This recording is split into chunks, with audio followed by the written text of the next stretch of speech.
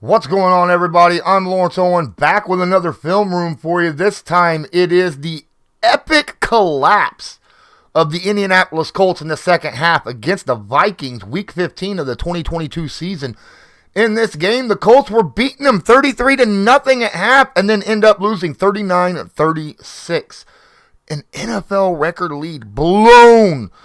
We're going to dive into what happened to this defense to where they only gave up nothing in the first half, even put points on the board themselves, but then gave up 39 points after halftime to end up losing this game. Obviously, I'm not taking the offense off the hook here. The offense had their problems as well, but in this game, it was 100% the huge drop-off in play from the defense that was the big shocker after we watched it. Let's get into it.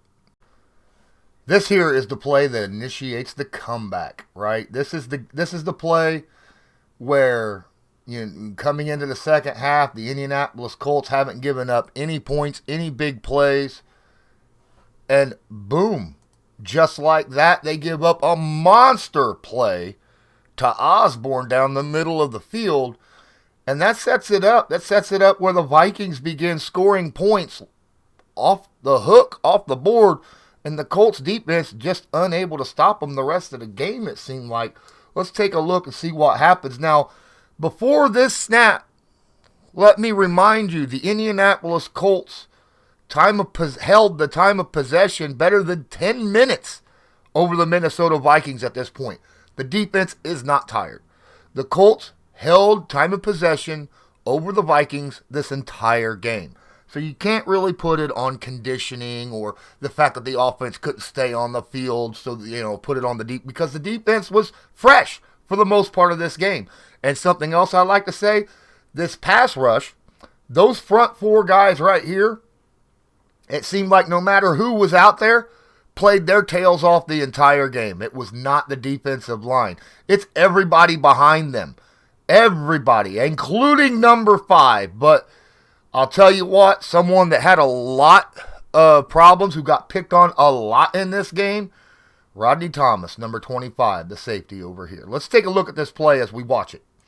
Now, you take the snap, he steps back. First off, we have a four-man rush. There's no real pressure. When there's no pressure on Kirk Cousins, he's able to scan the field and find the right guy, okay? He's able to scan the field, find the right guy, throw a good ball. Here's the problem. This guy's covered. Look, Gilmore's got good positioning. He could dump it off here to an outside run. That's probably going to result in a first down if he does that, because as you see, Rodney McLeod coming out here to help Gilmore just in case. But look, this guy's covered as well. What we got, this is a zone defense, by the way. Even Gilmore being in front of him, you see he's looking back at the quarterback. Everybody's looking back at the quarterback. These guys are behind that second level. That's where Thomas should not be this far over to the side. He needs to move over. He's got his guy. He's got to move over a little bit, probably 4 or 5 yards, so that he's in between both of these guys, not lined up directly over him. And because he's not,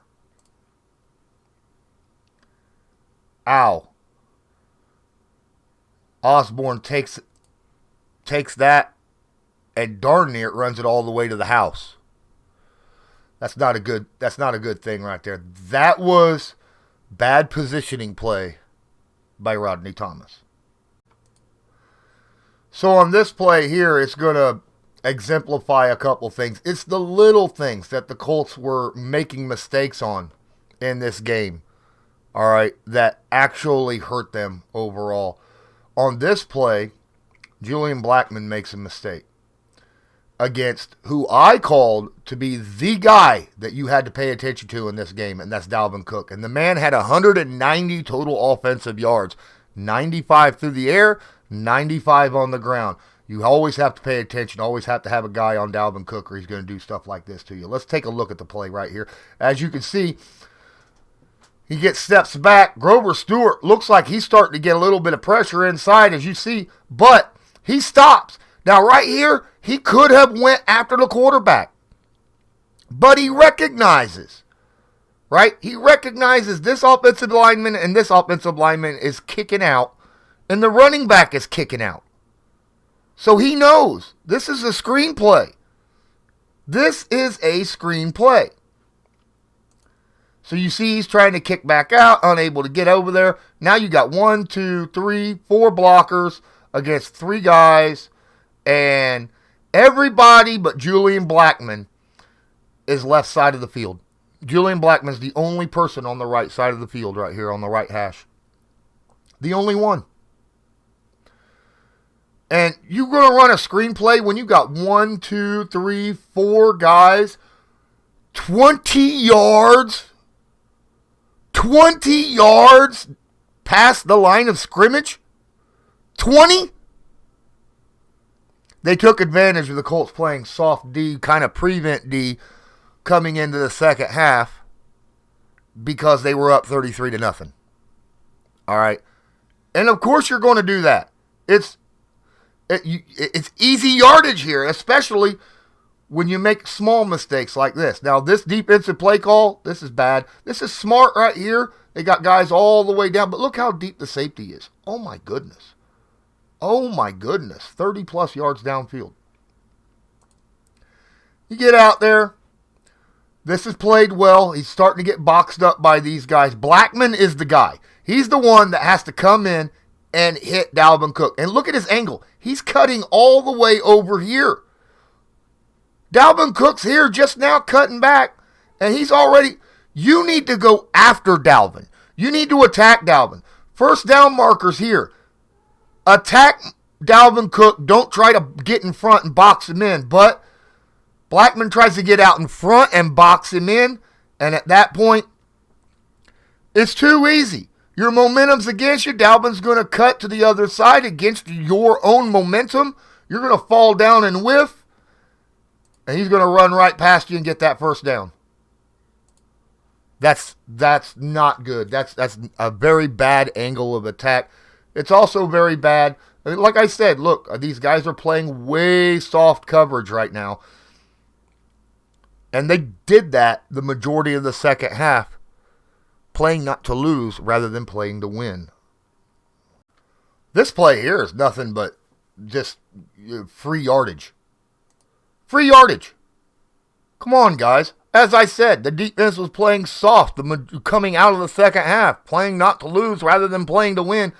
Right from the get-go, they're already, 8, 9 yards off the receivers, off the line of scrimmage.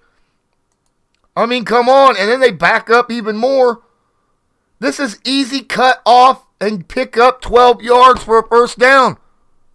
Come on. That's just ridiculous. Look how far back these guys are. They're everybody playing way off of their guys. Way off. This is a deep zone. Deep, deep zone. It's like they were told on the sideline at halftime, play up your guys 5 to 10 yards and just don't let them get extra yardage afterwards. Well, if you're going to do that, it's just pitch and catch the entire stinking game. Okay? You got to force incompletions. You can't do that if you're 5 yards off the receiver when he catches it. It's just not possible. Ugh. Here's a play where Stephon Gilmore gets rocked. All right. He's looking to jump a route, afraid of the inside cut. Justin Jefferson is a heck of a football player. He's a good route runner, good hands. He rocks Stephon right now. He puts him on skates. Stephon here, we watched this play all the way through. Oh, that's just ugly. That's just, he made Stephon Gilmore look bad. Here's a situation. You watch. It's an outside cut. He goes out hard, which really does sell this inside cut big time because he goes directly out and then shimmy shakes a break inside, right? Because there's not a lot of room out here once he makes this all the way out here. And he shimmy shakes. Cuts inside. Gilmore bites bad. He's looking for a turnover. He's looking to jump the route, get an interception. But what he doesn't realize is Justin Jefferson just set him up. Whoops. Now I got all the separation I need. Ugh. You live by jumping routes, you die by jumping routes. And it looked like that Justin Jefferson and this Vikings offense used that to their advantage in this game. Hey guys, please smash that like button, hit subscribe if you're not subscribed, and tag that notification bell so that you're notified next time I go live. Don't forget, you can also share this video to your favorite social media, and please open up that description of the video. In there you find a link to my Patreon, which is only $5 a month. Get all of my content plus Patreon specific content, and of course my merch shop right here. Here's another play where the problem isn't necessarily the pass rush at this point. It's not necessarily the play of the defenders, the players on the field. It's that they're not pressing, okay, which is a problem especially against speed receivers, okay? When you're playing against speed receivers, the only person pressing right here, in a zone, mind you, up here, you see Stephon Gilmore, right? He's pressing. He's going to hit his guy when he comes off the line, and he's going to stop him. Doesn't matter how quick these guys get to the quarterback. If your fast receivers are able to come off the line unobstructed, on fire with their jets going, they can get downfield to get big plays in a short period amount of time as we watch. Look at that. My goodness. Now, if you look up here at Stephon, what does he do with his guy? Even in zone. Gets hands on him, bumps him. At that point, he made him cut a little bit inside. Look how deep the guy is here. That's the target. He's able to get to the empty spot of the zone because he was unobstructed off the line of scrimmage. In no time flat. You have to press. You got to get hands on a receiver or they can do that right there. Less than about 2 seconds right here and he's already in the soft spot of the defense. And you ain't had enough time for your guys to collapse the pocket and get him. The secondary has to play man press once in a while. Well, they've been playing off coverage the entire second half. Unlike what they were doing in the first half, which ended up causing turnovers. It's getting late in the game. Score's getting tighter and tighter. You're still playing off coverage. Look at that. Off coverage. You got a guy down low in here, though. Single high. Let's watch the play. Look at that. They're backing up. They're playing to prevent the deep ball. But you've been letting them chunk you down the field 10, 15 yards at a time all game. It's not working. And you're still trying to play prevent defense late in the fourth quarter. Come on. Come on. This is another easy pitch and catch. It doesn't matter who Cousins is throwing to. Another easy pitch and catch. Look. Gilmore's 5 yards off the dude. It's not going to be a first down. But it's 7 yards. And if you're going to get free 7 yards every day on time, who's not going to take that? Come on now. You got to be able to play a little bit tighter coverage, even if you're trying to play zone. You got to play aggressive. That it helps your defensive line out, and it keeps them from just doing easy pitch and catches like this all day. All day. Final play that I'm going to break down again, this is the situation. When you're going to play soft zone, then you open yourself up to screenplays, and if they're executed well, especially in a soft zone. Let's watch this play happen. Wow. That was, first off, ouch. And then you got the speed of Dalvin Cook. Bad tackle right there by Rodgers. And then he just forces his way the rest of the way into the end zone. But here, my goodness. So, the rule for the NFL for ineligible man downfield when an offensive lineman is more than 3 yards off the line of scrimmage when the pass is thrown. Okay? That was very close by this guy right here. Very, very close. Didn't quite get there, but it was close. But now you got 1, 2, 3, 4 blockers against 1, 2, 3, 4 guys. And he got a line of people in front of him. And there's no one even going to come close to touching him. Until here. This is where you got a shot to end this. Now, he's already got the first down, as you can see. This was he had to get 15 yards. He's got it already. And he cut inside Rodney McLeod because, again, this is one of the bad situations. You got a bunch of people sitting up here. You need to attack him directly rather than try to get out in front of him. And he's trying to run out in front with the angle rather than attack directly. You know? And he allows him to cut back inside and lose him completely. And now it's just a foot race. He's even with everybody. It's a foot race. Isaiah Rodgers obviously is going to be able to catch him. Now what Rodgers going to do? Right?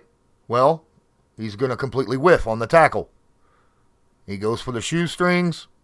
I don't understand why at this point. I would have went high and grabbed a hold of him so that the rest of my team could got near him. I mean, it's not like this is Derrick Henry here, you know, or Josh Jacobs. I would have wrapped him rather than try to dive for shoestrings. That allowed him to go the rest of the way in for the touchdown. And that, ladies and gentlemen, is exactly what I'm talking about. That is the defense just not having a great day, right? Not having a great day at all in the second half. They played a lot of soft zone for the most part, where in the first half, they played a lot closer. They got pressure with the defensive front. They made plays. They played tighter. Guys, thanks so much for watching this film room. I'm Lawrence Owen. Please don't forget to smash that like button. Hit subscribe if you're not subscribed. Tag that notification bell so that you are notified next time I go live or upload a video. If you'd like to help in some other way, feel free. Share this stream using the share button. Any of your favorite social media, whether that's YouTube, or obviously not YouTube, but, you know, Twitter, Instagram, Facebook, things of that nature. And if you want to donate or check out my merch shop or other things, there's links in the description to do so. And until next time, as usual, I want you to have a good one.